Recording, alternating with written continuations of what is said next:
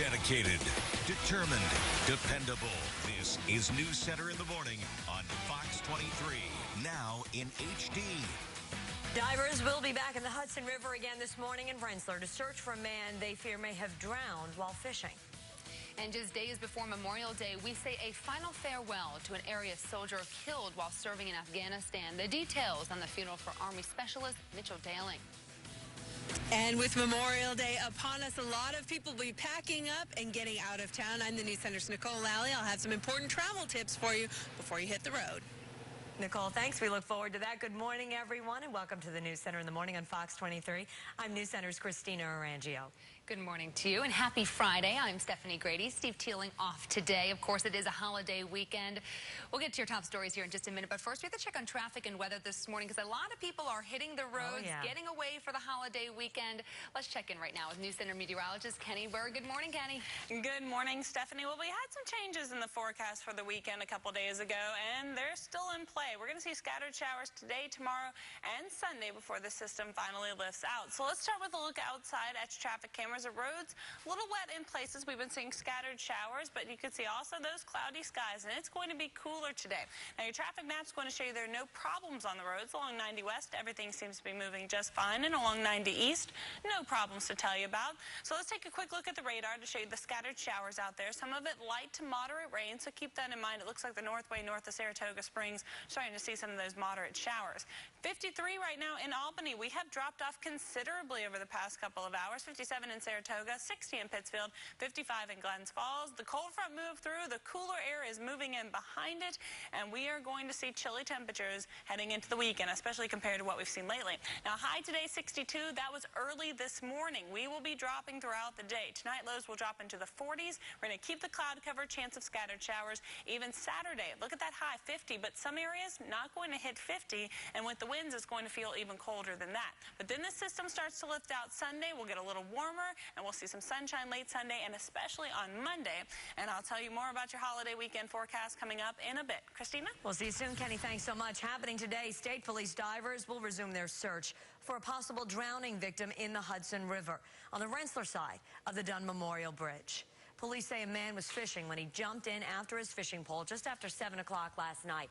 Divers continued their search past midnight, taking into account the temperature of the water and the current. The Rensselaer Deputy Chief says at this point the chances of survival are slim. The undercurrents can be tremendously fast, and you can't really tell from the top versus the bottom. Actually, right now, the divers said that the bottom is actually rather calm right now, and that's why they've stayed as long as they did. Police advise anyone fishing near the river to always wear a life jacket. Now to our top story this morning. Memorial Day weekend is upon us. Today, of course, kicking things off. And while the weather doesn't look like it's going to be too great out there, that won't stop a lot of people from enjoying the long holiday weekend. Monday looks good, right? But heading out today or tomorrow, AAA estimates that more than 30 million people will hit the road no matter the weather this weekend. And the News Center's Nicole Lally is live in Colony with everything you need to know before you begin your trip. And some good information here, Nicole. Yeah, let me just say, the first thing, bring a warm coat. It's really chilly out here. Chris and I were just saying, the wind and raw. We can't believe this is the unofficial start to summer, but it is. And Memorial Day weekend, second only to the 4th of July when it comes to road travel for people. We're here at State Police Troop G headquarters, where they're going to have extra patrols out all weekend long in an effort to keep everyone safe. Last year on Memorial Day weekend, more than 2.4 million New Yorkers hit the roads, traveling more than 82 million miles. And that increased traffic can also bring increased problems. State police are initiating a statewide Memorial Day Stop DWI crackdown. They'll also be looking for other speeders and violations. We'll have a lot more on their efforts to curb drunk driving coming up later on. And coming up at 7:30, we'll be joined live by a state trooper to talk about the drunk driving efforts as well as distracted driving and other things that they're going to be looking out for on the road to make sure that people are safe. We're live in Colony this morning. I'm Nicole Lally. Farley for the News Center on Fox 23. All right, Nicole, thanks so much. Well, as a lot of people are heading out of town, a lot of people are staying here in the Capital Region this weekend. And if you are one of those people, there are plenty of events going on to commemorate Memorial Day. Here are just a few that will take place today. Generations will gather today at Niskuna High School at 10:30 this morning for a special Memorial Day service. It will take place at the school's flagpole. The ceremony will honor 3 Niskuna High graduates who were killed in action in the Vietnam War. It will also honor the 9 members of the class of 2013 who will enter the armed services after graduation. Well, students in Boston Spa will recognize Memorial Day in a number of events today, including a Memorial Day parade starting this morning at 10 o'clock. The annual Postal Service Memorial Day Remembrance Ceremony opens a weekend of commemoration. That begins today at 1 p.m. And among others, Congressman Paul Tonko and State Senator Neil Breslin will be in attendance there.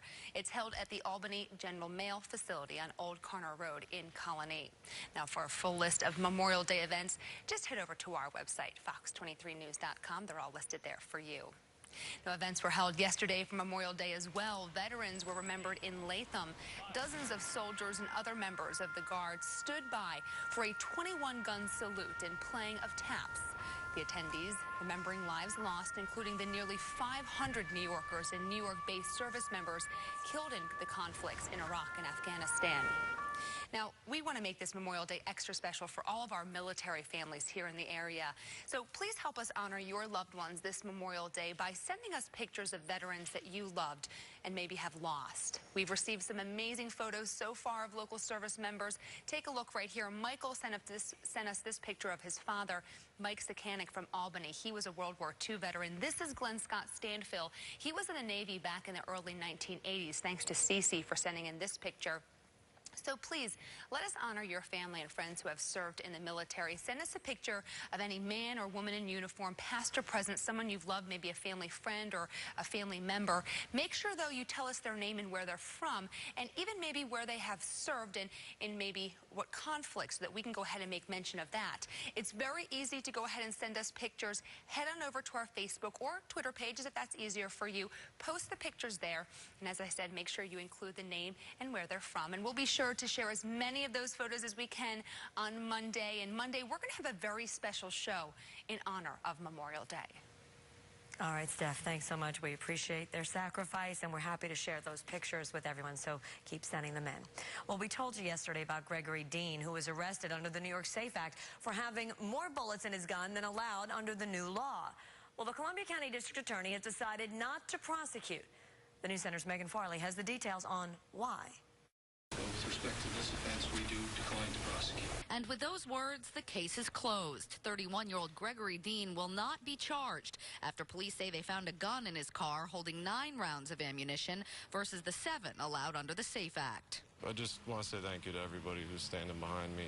I really appreciate the support, and it's all been positive, so I can't thank you enough. Chaika says his decision Thursday is by no means a blanket opinion, though.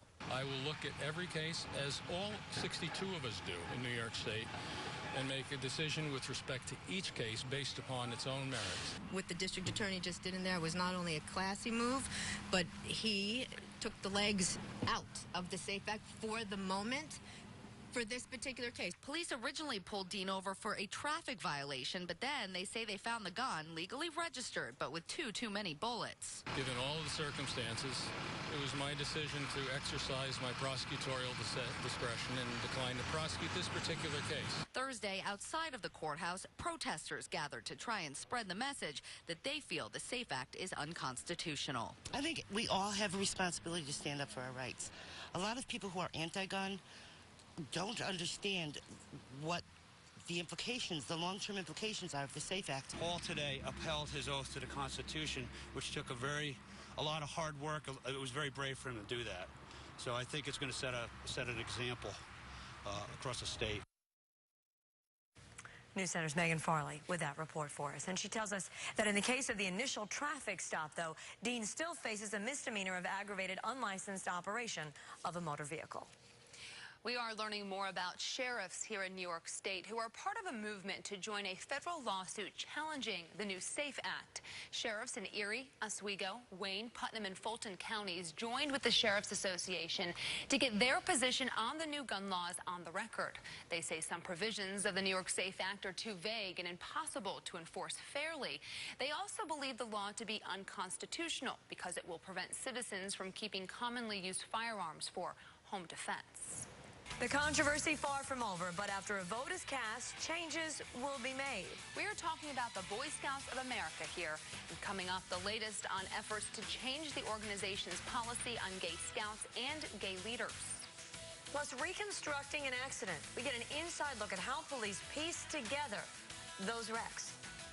And 710 right now, taking a live look outside. 787 north of exit 7. Traffic definitely picking up on this Friday morning, but everything moving just smoothly right now. The road's actually kind of drying out a bit after some rain overnight. We'll have much more on that forecast straight ahead with meteorologist Kenny Berg. Stick around. You're watching Christina Arangio, Steve Teeling, Stephanie Grady, and meteorologist Kenny Berg. This is News Center in the Morning on Fox 23, now in HD.